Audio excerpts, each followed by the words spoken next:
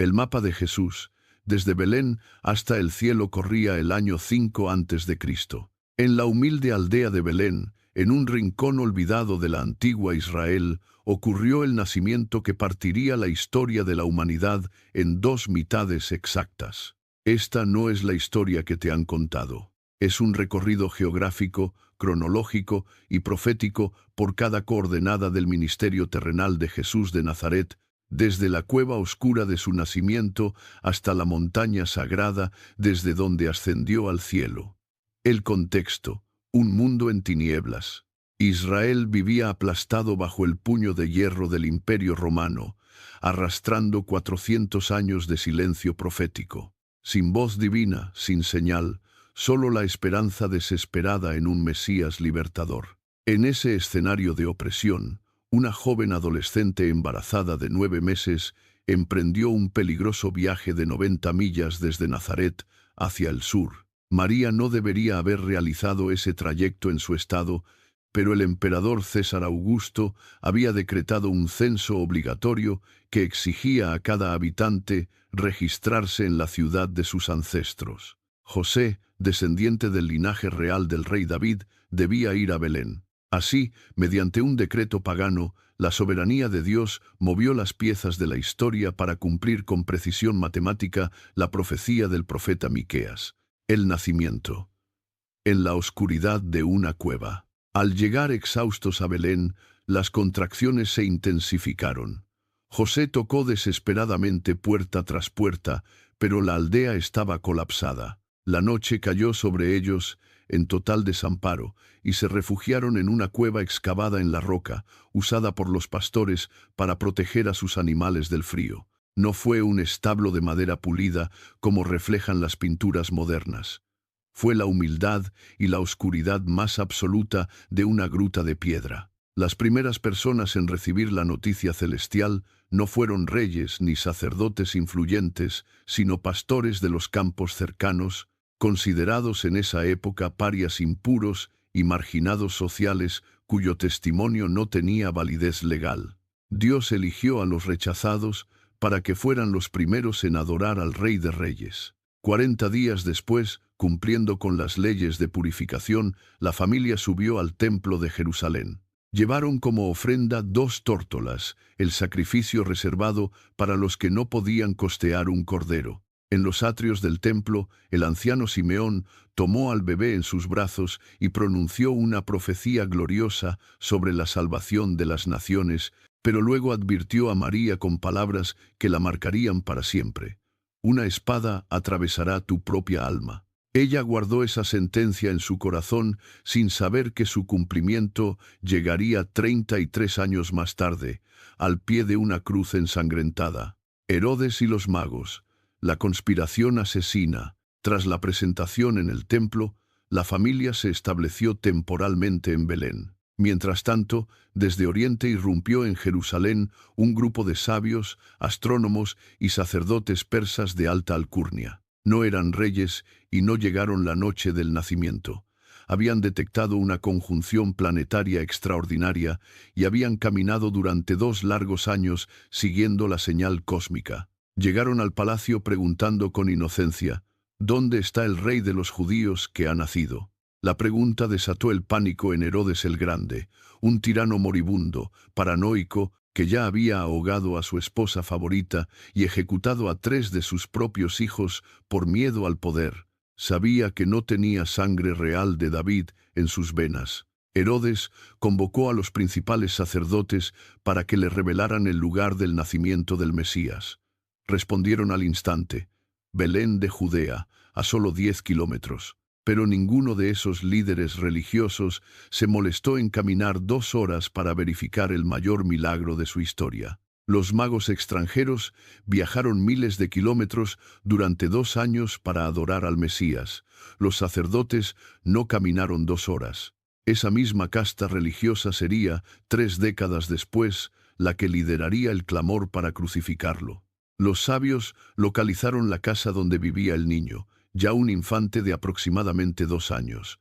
Se postraram y le entregaron obsequios proféticos: oro reconhecendo sua realeza, incienso honrando sua divindade, mirra anticipando sua sepultura. Advertidos divinamente, regresaron a su tierra por otra ruta.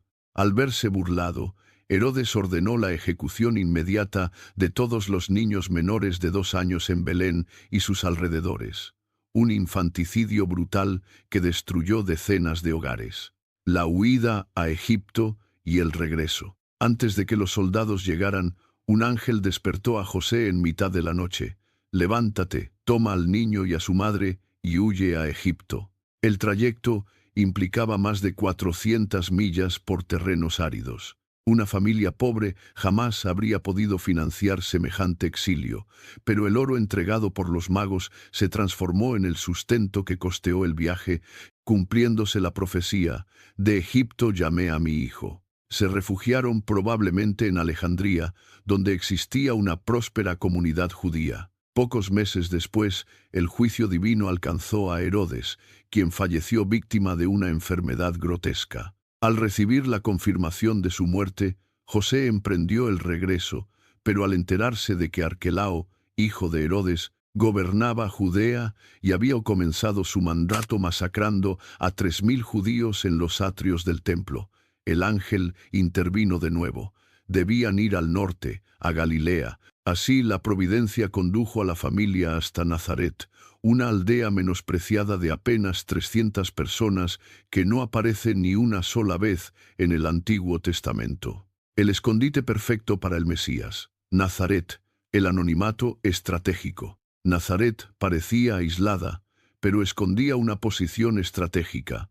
A 6 kilómetros cruzaba la Vía Maris, la gran autopista comercial entre Egipto y Mesopotamia. Desde las colinas cercanas se contemplaba el valle de Armagedón, escenario profético del Apocalipsis, y a poca distancia se ubicaba Séforis, una vibrante capital cosmopolita. Allí, trabajando la madera y la piedra junto a José, Jesús creció en estatura, sabiduría y gracia, preparándose en el anonimato absoluto para el momento en que se manifestaría públicamente ante Israel.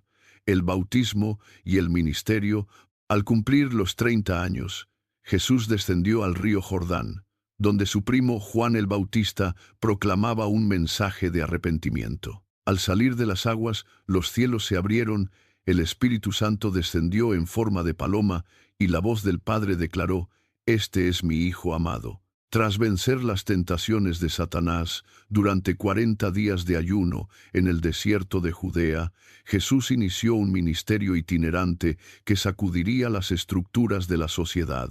Estableció su base de operaciones en Capernaum, a orillas del mar de Galilea, transformando esa región en el epicentro de milagros, sanidades masivas y enseñanzas revolucionarias. Su recorrido fue imparable, desafió tormentas en el lago, multiplicó panes y peces para multitudes hambrientas, devolvió la vista a ciegos y resucitó a Lázaro en Betania. Su mensaje de amor, justicia y confrontación contra la hipocresía religiosa le ganó el afecto de los marginados, pero desató una conspiración mortal en las altas esferas del poder. Cada paso en el mapa lo conducía inevitablemente hacia Jerusalén, donde el Cordero de Dios debía entregar su vida para pagar la deuda del pecado de la humanidad. La semana final: traición, juicio y cruz. La última semana comenzó con una entrada triunfal en Jerusalén, aclamado por multitudes con palmas.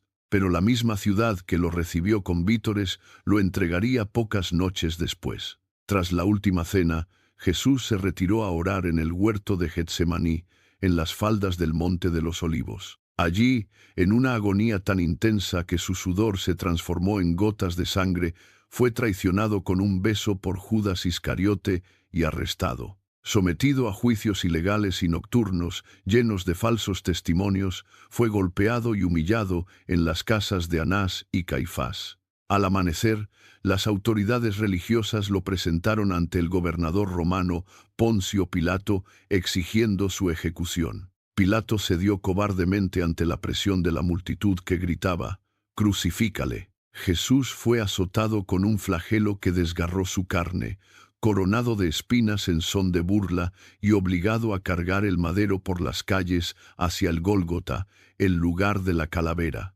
Allí, clavado en una cruz romana entre dos criminales, suspenso entre el cielo y la tierra, consumó el plan eterno de redención. A las 3 de la tarde exclamó: «Consumado es».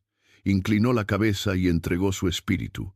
La tierra tembló y el velo del templo se rasgó por la mitad. Fue sepultado en una tumba prestada cavada en la roca, propiedad de José de Arimatea, la resurrección y las apariciones. Pero la muerte no tenía poder para retener al autor de la vida. Al tercer día, un terremoto sacudió el sepulcro, un ángel removió la piedra y Jesús resucitó en gloria. Durante 40 días diseñó apariciones estratégicas para destruir la duda de sus seguidores. Se manifestó primero a María Magdalena en el huerto, luego a los discípulos que caminaban desanimados hacia Emaús. Esa misma noche apareció a través de las paredes cerradas del aposento alto en Jerusalén, mostrando las heridas en sus manos y pies, e incluso comió pescado delante de ellos para demostrar la realidad física de su cuerpo resucitado. Una semana después se manifestó exclusivamente para rescatar a Tomás de su incredulidad, ordenándole introducir sus dedos en las marcas de los clavos. Tomás cayó de rodillas declarando: «Señor mío y Dios mío». Las últimas apariciones se trasladaron al norte, al mar de Galilea, donde restauró el liderazgo de Pedro preguntándole 3 veces: